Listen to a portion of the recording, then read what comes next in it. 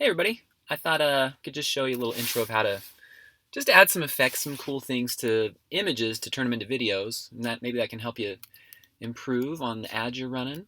And there's places online where you can make videos. I've played around with motion for a while. It's kind of like After Effects, but basically you open it up. You can decide over here on the right how big you want it to be. Typically just do square, 1080 by 1080, but you can look at Facebook stuff and find out what size you want to do. And then I make it under 15 seconds because I think when it's over 15 seconds, there's certain places it can't be shown. So 14 seconds is what I do. And then I just click that I want to do a motion project, and I click open. Just thinking about it. Okay, so when you come in here, you can just kind of zoom out. You see this black square on the right? That's your canvas. And I thought I could just show you maybe something you could do with Easy Battery. I thought it might be fun to do this one. So I just went to the website. This is the Easy Battery Affiliates website. And just grab this image here. And maybe you want to just add like a fun little background in the back of it. Basically, all that motion is you're just playing around with layers and blending. So I'm just dragging this over here. And there's lots of tutorials on how to use motion and other programs like After Effects. So if you really want to get into it, you should just pick up one of those programs. You'll learn a lot more, learn a lot of the tips and tricks. But this is basically all I do, right? I basically cut it out, and then I throw some cool background on the back of it, or in certain areas of it.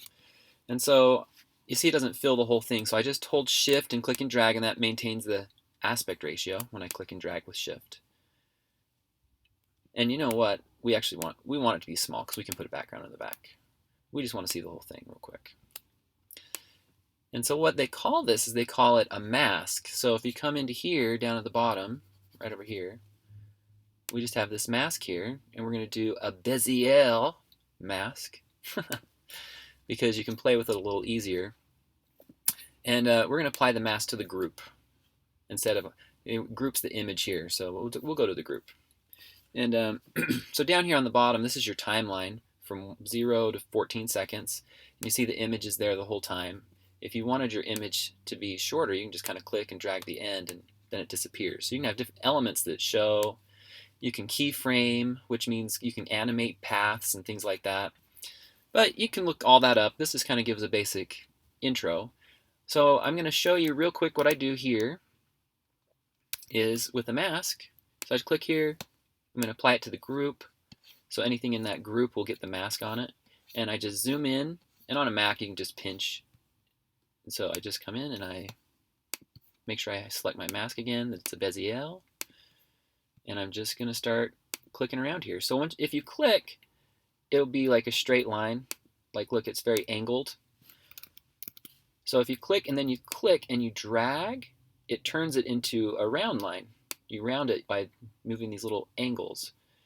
And so just when you're doing this kind of stuff, you just do hills and valleys. You kind of go, there's a hill, there's a valley. And see if you miss, you can just click and put it back up where you need to go.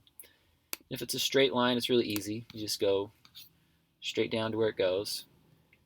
And maybe we'll keep this stump in here. So peaks and valleys, that's all you need to do. There's a peak, valley, peak. You kind of pull it, valley. So I'll probably cut this out so you don't have to watch me doing it all. But sometimes you'll get like a round one that's kind of throwing it off. And what you can do is you come in and just grab these. And if you hold Option and click one, you can just do one side to get it kind of the straightness that you want.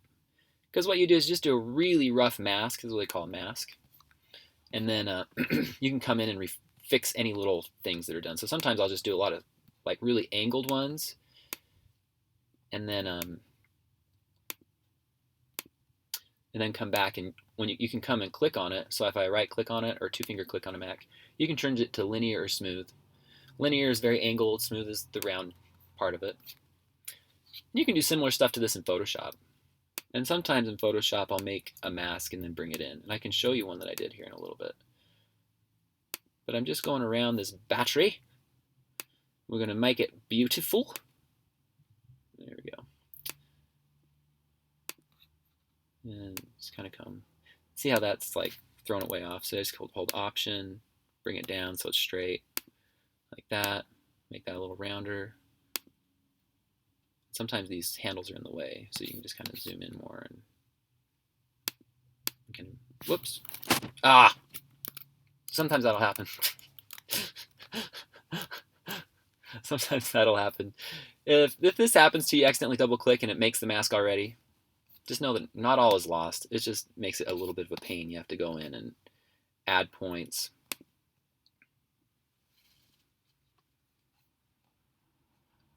I think you just double click on the line and then you come up here, but it turns it to smooth, so it's kind of annoying.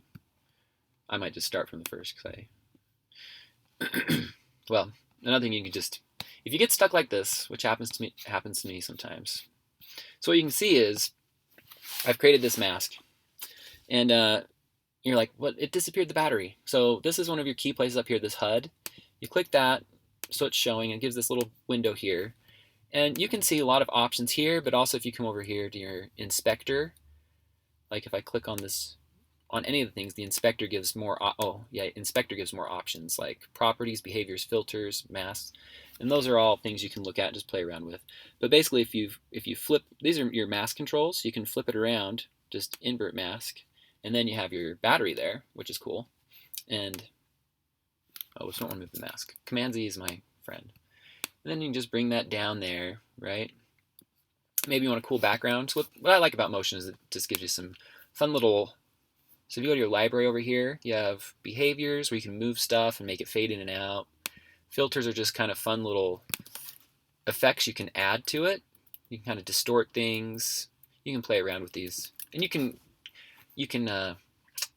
make them so they move around as you go. They call it keyframing. You can keyframe it. But what I like to do are just particle emitters. I like to just kind of look through here and I'm like, oh, that's kind of cool. So I think it might be kind of fun to have some light. So maybe some light shining on the battery from the top down. And so I'll go in and fix that later, but like my mask. So let's see if there's some cool light. We got this moonlight effect. The thing is, you kind of want to blend it. You could even have like a maybe a spark. Maybe you want a spark on one of the blurry spark.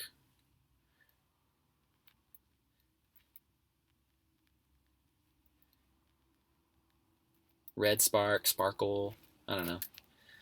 There's more of these things you can buy or make them yourself. But maybe you wanted to have like this spark, and so I just click and I drag it over here.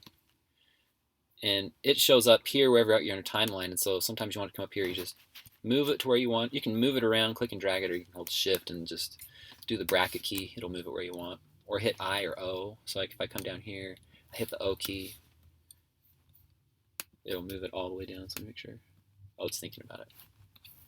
There you go. So maybe you want like a little spark, just like sparking over here.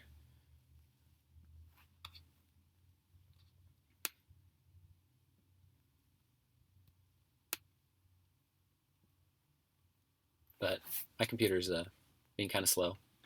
Anyway, you can play around. You can change like the opacity and things. So opacity makes it kind of see-through. So if I didn't want it to be so bright, I just go up here to this group. And then over here on the properties, these are the main things I play with, right? I just go to properties, opacity, and I can just kind of turn that down. And it'll be more see-through. Anyway, I'll just basically throw some effects in there. You can try it out, play with the settings.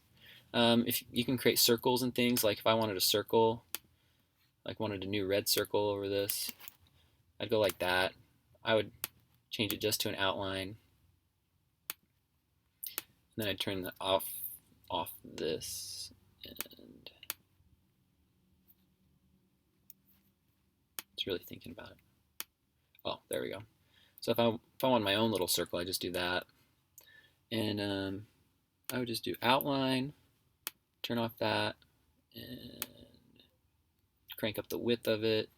So then you could have kind of it over the top of the sparkle. And just move it around. Anyway, I'll work on this. Basically just play around with it.